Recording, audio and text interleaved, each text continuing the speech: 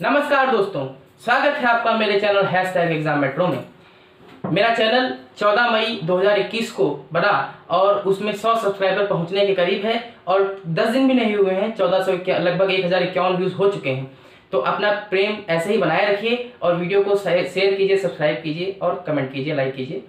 आइए समय न गवाते हुए हम अपने टॉपिक को चालू करते हैं। देखते हैं पहले संविधान के महत्व को। हर देश में संविधान होता है। पहली बात, संविधानवाद भले न हो, और उस संविधानवाद क्या है वो भी मैं कभी बताऊंगा। हर देश में संविधान होता है, चाहे वो कैसी भी व्यवस्था रखता हो। तो हम लोग देखेंगे कि संविधान का महत्व क्या है किसी देश के लिए। तो किसी संविधान से उस देश की शासन प्रणाली तय होती है, उस देश की जो राज्य व्यवस्था है उसकी प्रकृति तय होती है, उस राज्य व्यवस्था का स्वरूप तय होता है और उस देश की राज्य व्यवस्था की प्रकृति तय होती है कि वो संघात्मक है अर्थात शक्तियों का विकेंद्रीकरण है, या वो एकात्मक है अर्थात शक्तियों का केंद्रीकरण है, या वो अर्ध संघात्मक है अर्थात जो है यूनिटरी और फेडरल का मिक्सअप है। तो और किसी देश की जो संविधान होता है उस देश के संविधान से उस देश की शासन प्रणाली भी तय होती है अर्थात सरकार का स्वरूप भी तय होता है कि वो अध्यक्षात्मक है यूएसए की तरह, या वो जो है संसदात्मक है भारत की तरह, ब्रिटेन की तरह, या फिर वो अर्ध अध्यक्षात्मक है फ्रांस या श्रीलंका की तरह। संसदात्मक में क्या होता है? संसदात्मक में राज्य का प्रमुख, और राज्य वर्ड जो है पॉलिटी में राज्य पूरे देश को दर्शाता है, ना कि यूपी या एमपी, उसके लिए प्रांत यूज होता है।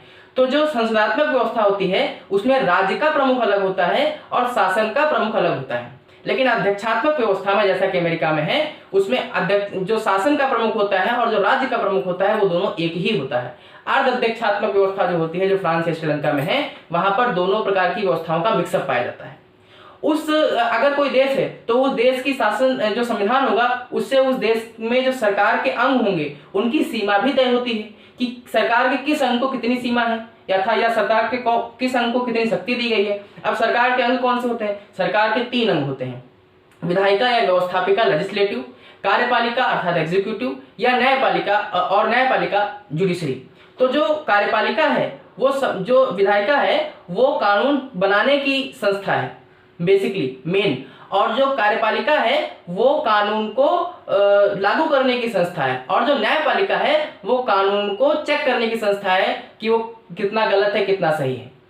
क्योंकि जनरली हम सरकार का मतलब कार्यपालिका से लगाते हैं, और सरकार का मतलब कार्यपालिका से हम इसलिए लगाते हैं क्योंकि वही प्रकट होता है हमारे सामने, क्योंकि जो कार्यपालिका है वो पूरी सरकार का इंजन है।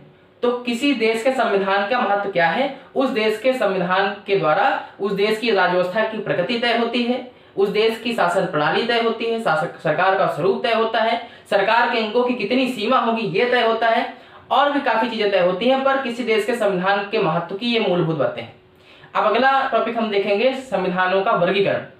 संविधानों का वर्गीकरण का कोई एक सर्वमान्य सिद्धांत नहीं है, वो आपके नजरिए पर निर्भर करता है। आप किस नजरिए से देख रहे हैं उसी हिसाब से संविधान के वर्गीकरण है।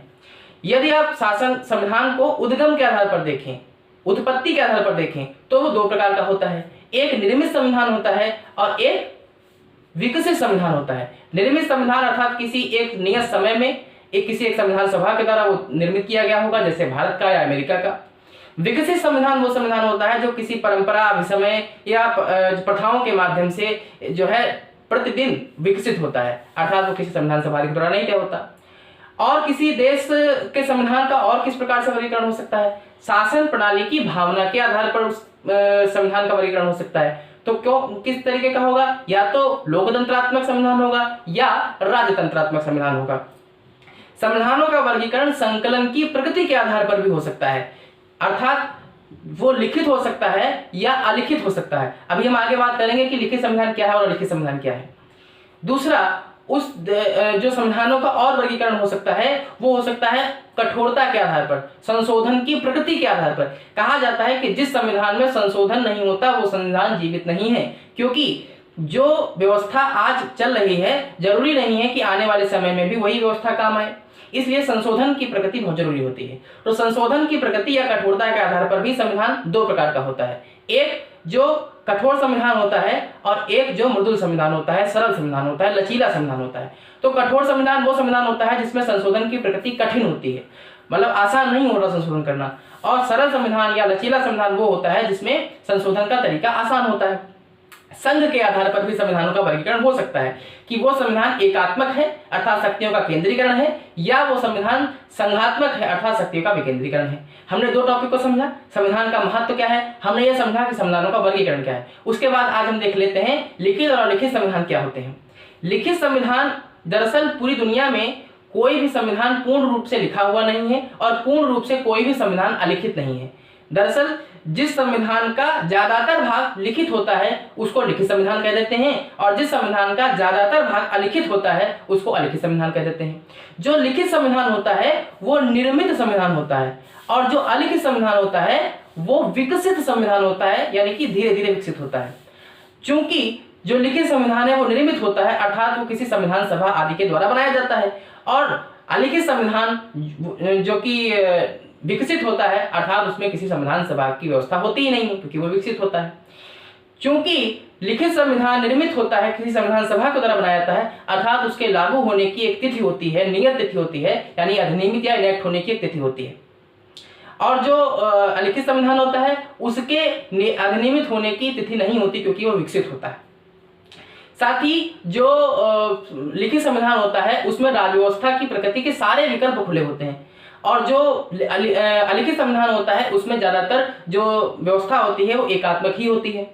जो लिखित संविधान होता है उसमें ज्यादातर न्यायिक पुनरावलोकन पाया जाता है अर्थात जुडिशरी चेक करती रहती है कि कौन सा एक्ट गलत है या कौन सा कितना गलत है, ये चीजें।